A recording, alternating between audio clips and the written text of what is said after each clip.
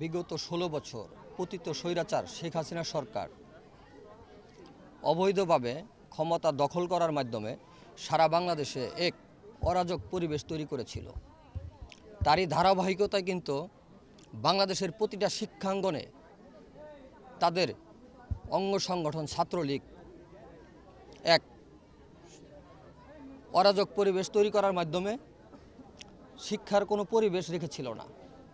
আমরা সেই শিক্ষার পরিবেশ ফিরিয়ে আনার লক্ষ্যে বাংলাদেশ জাতীয়তাবাদী দল বিএনপির ভারপ্রাপ্ত চেয়ারম্যান তারেক রহমানের নির্দেশনায় আমরা প্রতিটি শিক্ষাঙ্গনে গিয়ে শিক্ষার্থীদের মতামত নিচ্ছি।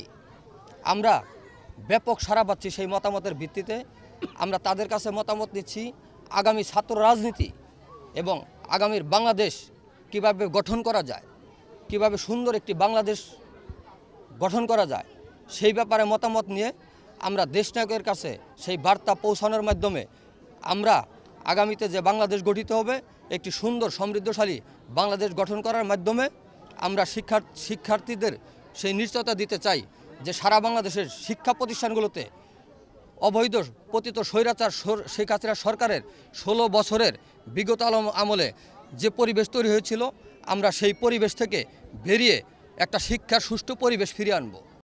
বাংলাদেশ জাতীয়তাবাদী ছাত্রদল এই নতুন প্রেক্ষাপটে ছাত্রদের সাথে মত বিনিময়ে এসেছে। সারা বাংলাদেশে আমাদের ৩৮টি টিম গঠিত হয়েছে, কেন্দ্রীয় নেতৃবৃন্দ।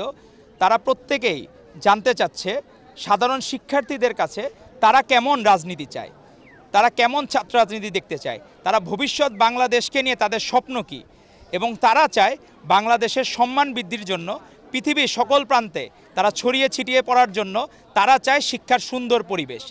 তারা চায় ছাত্রলীগ যে নিষিদ্ধ সংগঠনটি অপরাজনীতি করার কারণে মানুষজন রাজনীতি বিমুখ হয়েছে, সাধারণ শিক্ষার্থীরা মনে করত রাজনীতি মানেই হচ্ছে খারাপ কিছু।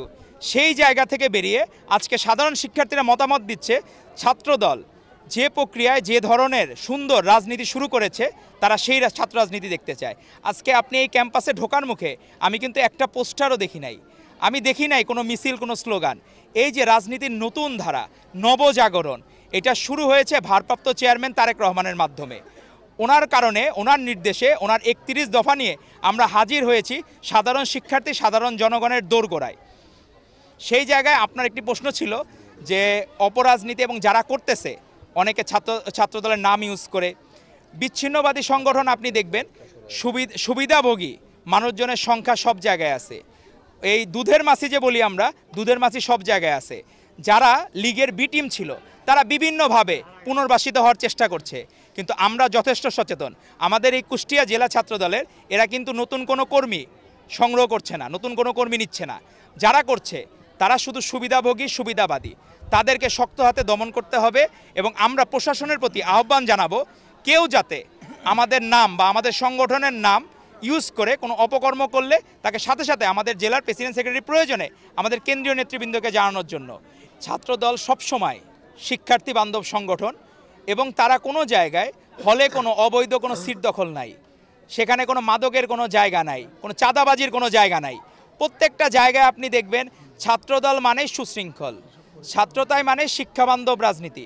সেই জায়গায় আমরা উপহার দিতে এসেছি যে শিক্ষার্থীরা কি রাজনীতি চায়, সেই রাজনীতি সুন্দর, সাম্য ও মানবিক বাংলাদেশ বিনির্মাণের রাজনীতি আমরা শিক্ষার্থীদেরকে উপহার দিতে এসেছি।